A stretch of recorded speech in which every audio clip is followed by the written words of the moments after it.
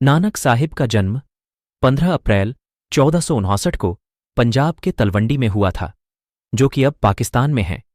इस जगह को ननकाना साहिब के नाम से भी जाना जाता है। गुरु नानक देव जी का जन्म ऐसे समय में हुआ था जब लोग अंधविश्वास और आडंबरों को ज्यादा मानते थे। बचपन से ही गुरु नानक जी का मन आध्यात्मिक चीजों की तरफ ज्यादा था। हिंदू परिवार में जन्मे गुरु नानक ने सभी धर्मों का व्यापक रूप से अध्ययन किया, जिसकी वजह से वो बचपन से ही आध्यात्मिक और ज्ञानी हो गए थे। वो किसी भी तरह के अंधविश्वास को नहीं मानते थे और आडंबरों का विद्रोह करते थे। गुरु नानक जी के बचपन के कई किस्से बहुत प्रचलित हैं। कहा जाता है कि गुरु नानक देव जब 11 साल के थे तो उन्हें जनेऊ पहनने को कहा गया। उस समय इस उम्र के सारे हिंदू लड़के पवित्र जनेऊ पहनना शुरू कर देते थे, लेकिन गुरु नानक ने जनेऊ पहनने से साफ इनकार कर दिया। उनका कहना था कि लोगों की इस तरह की परंपराओं को मानने की बजाय अपने ज्ञान और गुणों को बढ़ाना चाहिए। 1496 में गुरु नानक की शादी हुई और कुछ समय बाद उनके 2 बच्चे भी हुए। परिवार होने के बावजूद नानक जी का मन कभी भी घर गृहस्थी में नहीं लगा और वह हमेशा मानव सेवा ही करते रहे। गुरु नानक देव ने बिना सन्यास धारण किए अध्यात्म की राह को चुना था। उनका मानना था कि अध्यात्म की राह पर चलने के लिए व्यक्ति को सन्यासी बनने और अपने कर्तव्यों को अधूरा छोड़ने की जरूरत नहीं है।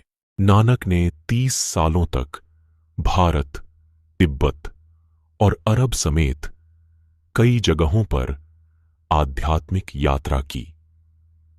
इस दौरान उन्होंने सारे धर्मों के बारे में बहुत अध्ययन किया और गलत बातों के प्रति लोगों को जागरूक करना भी शुरू किया।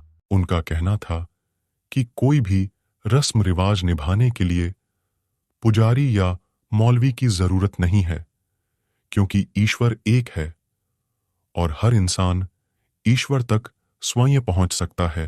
नानक अंधविश्वास और दिखावे के कट्टर विरोधी थे और धार्मिक कुरीतियों के खिलाफ हमेशा अपनी आवाज उठाते थे। नानक लोगों के अंतर्मन में बदलाव लाना चाहते थे। वो आजीवन लोगों यह समझाते रहे कि लोभ, लालच बुरी बलाएं हैं। वो लोगों को प्रेम, एकता, समानता और भाईचारा का संदेश देते थे। गुरु नानक ने कुछ समय के लिए मुंशी का कार्य भी किया, लेकिन उनका मन इस काम में भी बहुत दिनों तक नहीं लगा। वो अपना पूरा समय आध्यात्मिक विषयों के अध्ययन में लगाते थे। नानक का मानना था कि आध्यात्म की राह पर सिर्फ चिंतन के जरिए ही आगे बढ़ा जा सकता है। उनका पूरा जीवन धार्मिक उपदेश में बीता। गुरु नानक देव ने अपने अंतिम दिन पंजाब के करतारपुर में लोगों को शिक्षा देते हुए गुजारे। उनका उपदेश सुनने के लिए दूर दूर से लोग आते थे।